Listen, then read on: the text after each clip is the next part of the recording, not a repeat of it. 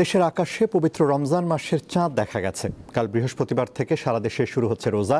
এরই মধ্যে তারাবির নামাজ আদায়ের মধ্য দিয়ে শুরু হয়েছে পবিত্র মাহে রমজানের আনুষ্ঠানিকতা। বাংলাদেশের আকাশে 1447 হিজরি সনের পবিত্র রমজান মাসের চাঁদ দেখা গেছে। বৃহস্পতিবার থেকে পবিত্র রমজান মাস গণনা করা হবে। বুধবার সন্ধ্যায় জাতীয় মসজিদ বায়তুল মুকাররমে ইসলামিক ফাউন্ডেশন সভাকক্ষে জাতীয় চাঁদ দেখা কমিটির বৈঠক হয়। পরে গণমাধ্যমের কাছে চাঁদ দেখা এবং রোজা শুরুর কথা জানান ধর্মমন্ত্রী।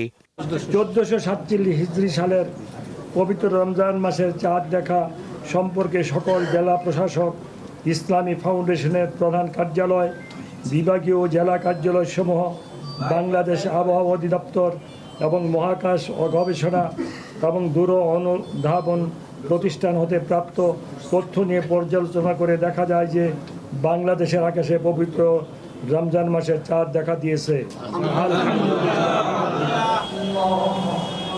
চাঁদ দেখার পর রাতেই তারাবিহ নামাজ আদায় করেছেন ধর্মপ্রাণ মুসল্লিরা। বছর পেরিয়ে আবারও সিয়াম পালনের সুযোগ পাওয়ায় মহান আল্লাহর নিকট শুকরিয়া আদায় করেন তারা। যারা আল্লাহকে সন্তুষ্টি করার জন্য রোজা রাখবে, তারাবির নামাজ পড়বে, তাদের বিগত জীবনের সমস্ত গুনাহ আল্লাহ মাফ করে দিবেন। আজকে আমরা তারাবি নামাজ পড়ব এবং আগামীকাল পহেলা রমজান ইনশাআল্লাহ হবে। রোজার পবিত্রতা রক্ষায় আহ্বান জানান সংশ্লিষ্টরা। মেহেদী হাসান, দীপ্ত সংবাদ, ঢাকা।